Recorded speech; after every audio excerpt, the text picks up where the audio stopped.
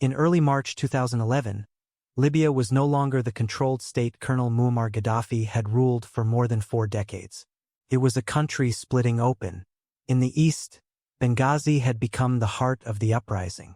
Rebel fighters, defected soldiers, local committees and nervous volunteers were trying to build a revolution while Gaddafi's forces prepared to strike back. Along the coast, towns changed hands, aircraft attacked rebel positions, and every rumor carried the weight of danger.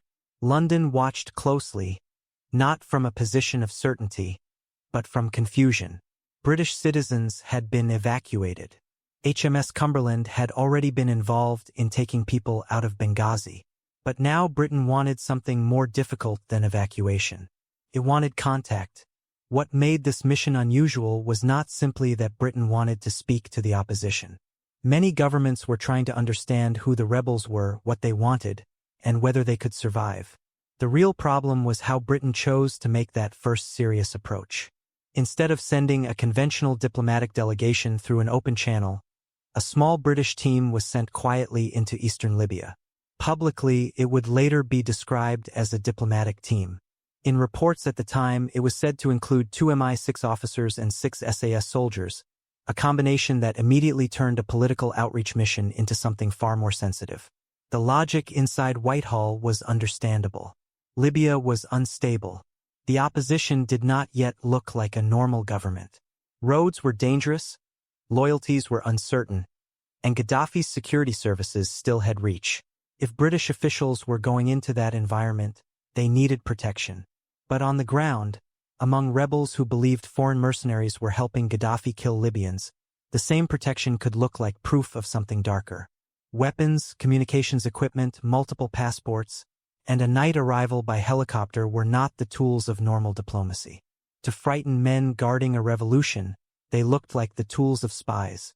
The team's mission was meant to open a channel with the anti-Gaddafi leadership near Benghazi. Instead, it began with suspicion almost from the moment it touched Libyan soil. The British had entered a rebellion that was desperate for foreign help, but terrified of foreign control. And before London could explain itself, the men sent to build trust were already being questioned by the very rebels they had come to meet. The first failure was not tactical. It was political. Britain had sent men trained for secrecy into a place where secrecy itself was dangerous. The rebels in eastern Libya were not operating likeries, secure embassies, and disciplined border procedures. They were improvising a revolution in real time. Some were former soldiers. Some were civilians with rifles. Some were local volunteers suddenly responsible for checkpoints, prisoners, and the security of Benghazi. Their fear was not imaginary. Gaddafi's government had repeatedly claimed that the uprising was being manipulated by outsiders, Al-Qaeda, foreign agents, and mercenaries. So when an armed British group appeared without a clear public invitation, it did not immediately look like help. It looked like evidence that the regime's propaganda might be used against them. In London, the mission was framed differently. Foreign Secretary William Hague later told Parliament that he had authorized a small British diplomatic team to go to eastern Libya in uncertain circumstances, and that those circumstances required protection. The purpose was to build on initial contacts and assess whether closer diplomatic dialogue with the opposition was possible. On paper, this sounded cautious and practical. In reality, the method clashed badly with the mood on the ground. The rebels wanted recognition, weapons, medical help, and international pressure on Gaddafi. What they did not want was a secret foreign team whose arrival could make the revolution appear controlled by Western intelligence. The capture itself became humiliating because it reversed the normal image of special operations. The SAS is usually associated with control, speed, and surprise. Here, the surprise belonged to the Libyans. The men sent to protect the diplomatic mission were suddenly dependent on the judgment of armed rebels who were not sure whether they were guests, spies, or a threat. Reports at the time described the group as being held near Benghazi before their identities were checked through contacts with the British government. The rebels did not treat the incident simply as a military matter. It was also a question of legitimacy. If they released the team too easily, they risked looking weak. If they mishandled the team, They risked damaging relations with a powerful country that might soon help them. This was the narrow line on which the whole incident balanced. Britain needed the rebels to trust its intentions, while the rebels needed Britain to understand that their revolution could not begin under the shadow of a secret foreign operation. The most damaging part of the affair was not that the British team was held for long. It was that the detention became public while Britain was still trying to define its role in the Libyan crisis. A secret mission can sometimes survive failure if it remains invisible. This one did not. Within days, the story had moved from a confused encounter outside Benghazi to newspapers, parliament, and Libyan television. The image was awkward. Britain, a permanent member of the Security Council and one of the countries pressing Gaddafi to step aside, had sent a protected team to contact the opposition, only to have that team detained by the opposition itself. For the rebels, the decision to hold the men was also a message. They were not yet a recognized government, but they were already trying to behave like one. They had to show that weapons, foreign uniforms, or intelligence links would not give any outsider automatic freedom of movement in their territory. This mattered because the revolution's authority was fragile. Benghazi was full of local committees, armed groups, former regime officials, and new political figures who did not always speak with one voice. The National Transitional Council had only just emerged as the political face of the uprising. It needed foreign support, but it also needed to prove that it was not simply a Western creation. London then had to do what the mission had failed to do quietly: explain itself. British diplomatic efforts were made to confirm the team's identity and purpose.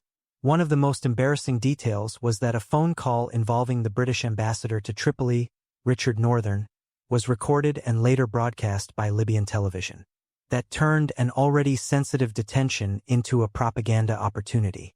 Gaddafi's government could point to it as proof that foreign intelligence services were operating behind the rebellion. The rebels, meanwhile, could use the same incident to show that they were cautious, independent, and unwilling to be handled from abroad. Eventually, the matter was resolved without bloodshed. The team was released, withdrawn, and allowed to leave Libya. Haig told Parliament that the men had been able to meet Council President Mustafa Abdul Jalil before the withdrawal, but he also accepted that it was clearly better for them to leave. That sentence captured the whole episode. The mission had achieved a form of contact, but at a price so public and so damaging that it could not continue. Britain had reached the opposition, but the first real lesson had been delivered by the opposition itself. The lesson was simple but painful. In Libya, secrecy did not automatically create safety. It could create the opposite. The men had entered to reduce risk, yet their method of arrival multiplied it. A helicopter landing outside the normal political chain, armed escorts, unfamiliar equipment, and intelligence links all made sense to planners who were thinking about hostile territory. But to a revolutionary movement trying to prove its independence, the same details were almost impossible to defend. This is why the incident mattered beyond the embarrassment of one failed mission.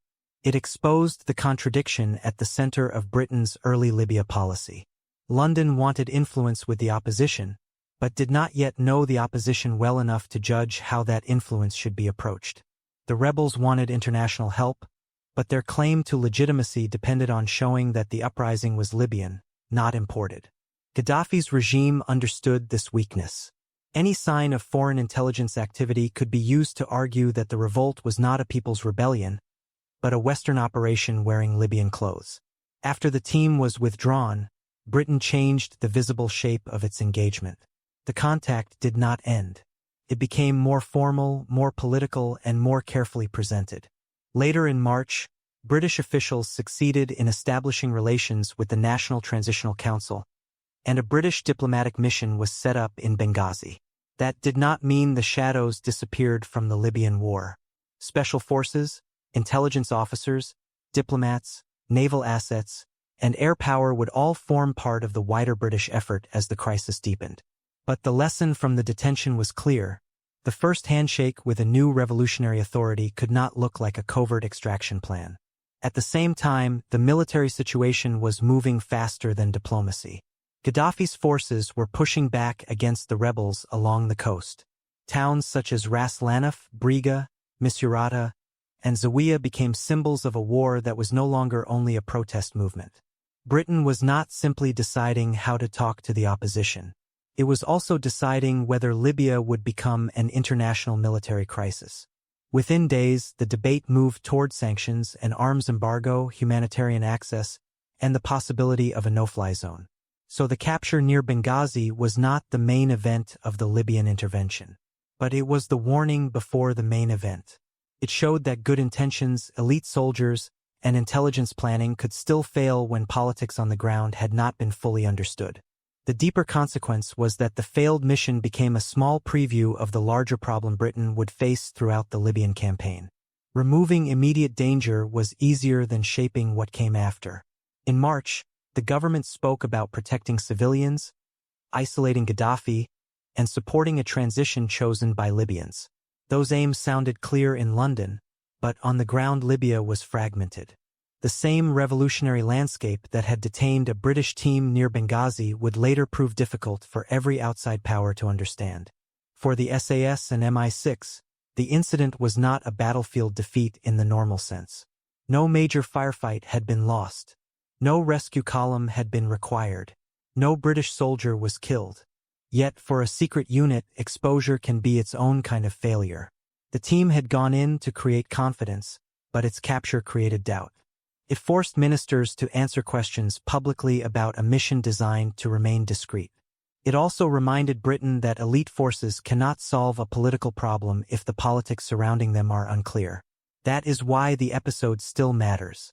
It sits at the junction between diplomacy, intelligence, special operations, and revolutionary war. It shows how quickly a mission can be misread when each side sees the same facts through different fears. To British planners, armed protection was sensible. To Libyan rebels, the armed team looked suspicious. To Gaddafi's regime, the whole affair was a propaganda gift. To the British public, it looked like an embarrassing miscalculation at the start of a much larger intervention. In the weeks that followed, Britain's role became more open and more forceful. The United Nations Security Council passed Resolution 1973, NATO air operations began, and British aircraft joined the campaign to prevent Gaddafi's forces from overrunning opposition-held areas. The detained team near Benghazi soon disappeared beneath bigger headlines. Airstrikes, rebel advances, Misrata under siege, Tripoli falling, and finally Gaddafi's death in October 2011. What began as a confused contact mission was overtaken by a war that changed Libya's future and Britain's reputation carefully. But the first secret mission remained important because it revealed something that air power could not erase. Libya's rebels needed help, but they also needed ownership of their own revolution. Britain wanted influence, but influence required trust before it required hardware. The most secret unit in Britain had entered Libya expecting to protect diplomacy. Instead, it became the first lesson in why diplomacy could not simply be delivered by helicopter. And if you want more calm, factual military history stories like this, remember to like the video, subscribe to the channel, and join us in the next documentary.